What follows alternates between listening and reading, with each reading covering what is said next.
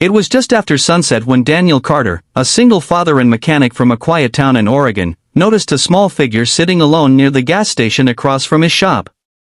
The girl couldn't have been more than 8 years old, barefoot, shivering, clutching a torn teddy bear. The sight hit him harder than he expected. Maybe because she looked so lost. Or maybe because he saw his late daughter's eyes in hers. Daniel approached gently. "Hey, sweetheart, you okay?" he asked softly. The girl didn't answer. Her eyes darted toward him, filled with fear, then confusion. Her clothes were dirty, her hair tangled, and she had no bag or ID. He tried again, offering a warm smile. "My name's Daniel. You look hungry. You want some soup?" That was the moment she nodded, a tiny, scared nod, and Daniel's life changed forever. He brought her home that night, cooked her a simple meal, and let her sleep in his daughter Emily's old room. Emily had passed away 2 years earlier in a car accident. Losing her had broken something deep inside him, something he never thought could heal. But seeing this girl, something stirred again, not replacement, but redemption. The next morning, he called the police to report a missing child. But days passed, and no one came forward. The girl, who finally whispered her name as Lila, had no memory of where she came from. No last name. No address. Just nightmares that woke her screaming. Social services tried to place her in a shelter, but Daniel couldn't let that happen. He told them he'd foster her until they found her family.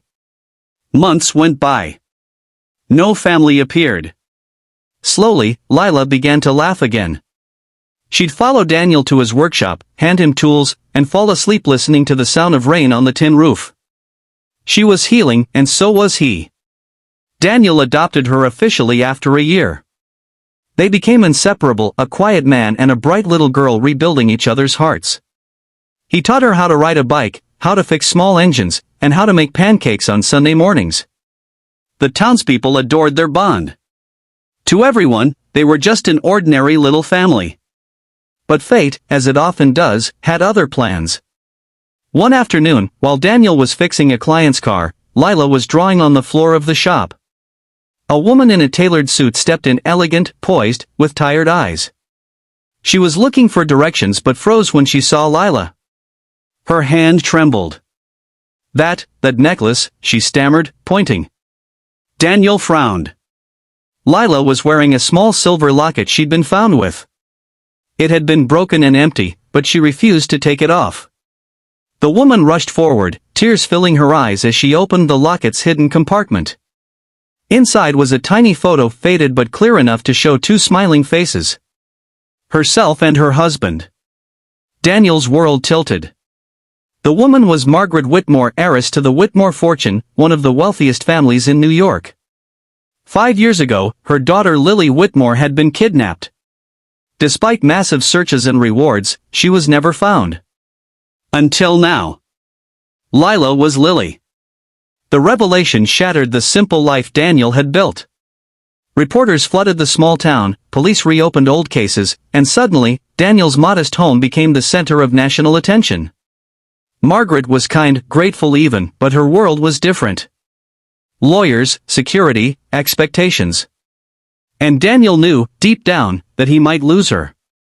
The night before she was supposed to leave for New York, Daniel sat on the porch with Lila.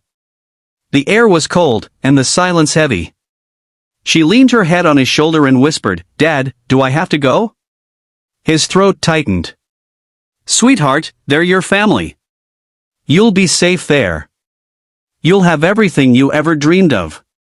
She looked up at him, eyes glistening. "But you're my everything." He turned away, tears burning his eyes. That was the hardest moment of his life, letting go of the child who saved him from the darkness. A few months passed. Daniel's home felt empty again. He worked longer hours just to keep his mind busy. The laughter, the drawings, the warmth, gone. But one morning, a sleek black car pulled up outside his shop. The door opened, and Lila ran toward him, her curls bouncing, her smile wide. Behind her stood Margaret, smiling softly. "She hasn't stopped talking about you," she said.